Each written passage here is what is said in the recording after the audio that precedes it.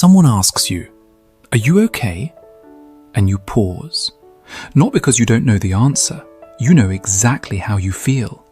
You pause because the real answer would take too long. Because explaining what's actually moving through you right now would require context they don't have, patience they probably can't offer, and a kind of listening that almost no one knows how to do. So you do what you always do. You smile softly and say, "Yeah, just tired." And they believe you. The conversation moves forward, but you stay behind, standing quietly inside yourself, holding an entire world of feeling that no one asked to see, and that you've already decided no one could fully receive. If that moment sounds familiar, then this is going to feel like looking into a mirror you've been avoiding. Because what I'm about to describe isn't just a feeling, it's a pattern, and it didn't start recently. You don't just feel misunderstood, you feel structurally untranslatable. Like the language your inner world speaks doesn't have a clean equivalent in any conversation you've ever been part of. And here's the part most people never think about. This didn't come from nowhere. Somewhere early in your life, probably before you even had words for it, you learned something quietly devastating. You learned that being accurately seen was either emotionally unsafe or simply not possible. Maybe you shared something honest as a child and it was met with confusion. Maybe you expressed a feeling and the room went uncomfortable. Maybe no one reacted badly at all, but no one truly understood either. And that silence taught you more than any punishment ever could. So you adapted. Not dramatically, not in any way anyone would notice. You built something inside yourself, like an internal translator, a mechanism that took your raw, unfiltered experience and reshaped it before it ever reached another person.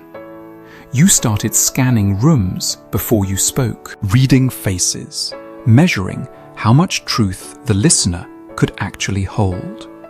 And then you adjusted, you edited, you softened, you simplified, until what came out of your mouth was something they could comfortably receive. This wasn't manipulation, it wasn't dishonesty, it was survival intelligence. You were a child trying to maintain connection in an environment where your full emotional truth didn't seem to fit. So you learned to make yourself fit, not by changing who you were inside, but by becoming incredibly skilled at managing what you allowed on the outside. You became a student of human perception, not out of curiosity, but out of necessity, because staying connected to people required you to become an expert in what they could handle. And that system, the one you built as a child, it followed you. It's still running right now in your adult relationships, your friendships, even in moments where someone genuinely loves you and is trying their best to reach you. Imagine this. Someone close to you sits down, looks you in the eye and says, "Talk to me. I want to understand." And they mean it. You can feel that they mean it. But even then, something in you holds back. Not because you don't trust them, but because what you'd need to say is so layered, so textured, so full of emotional detail that you already know the translation will fall short. So you give them a version, a real version, but an edited one. And they respond with care. They say the right things, they hold your hand, they nod in the right places. But it doesn't land, not fully, because what they're responding to isn't the raw truth. It's the processed version, the one you made safe enough to share. And this is where the loneliness lives. Not in the absence of people. You might be surrounded by people who care about you. The loneliness lives in the distance between who you actually are and who you present. It's the gap between what you feel and what you allow others to see. And over time, that gap starts to feel permanent. You begin to quietly wonder whether real understanding is even possible for someone like you, or whether you're simply too complex, too layered, too much to ever be fully held by another mind. And that thought, that quiet belief, becomes the loneliest thing you carry. But here's what I need you to hear. That same pattern, the one that creates this distance, also reveals something extraordinary about you. Because you spent years studying human perception, reading between lines, catching what people meant underneath what they actually said, you developed a psychological depth that most people will never access. You notice things others miss, the slight shift in someone's tone that tells you they're hurt but won't say it, the way someone laughs a little too quickly to cover something they don't want to feel.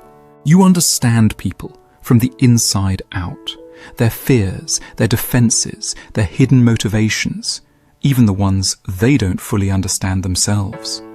Because you trained yourself to see all of it, just to stay emotionally safe.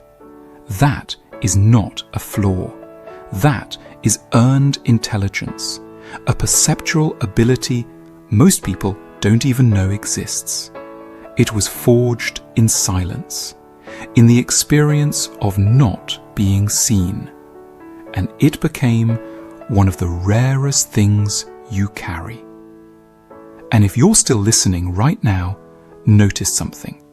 There's a good chance that even in this moment, you're doing exactly what I described, translating your own reaction, deciding how much of this resonance to let in, measuring whether it's safe to feel seen right now, even by a voice on a screen.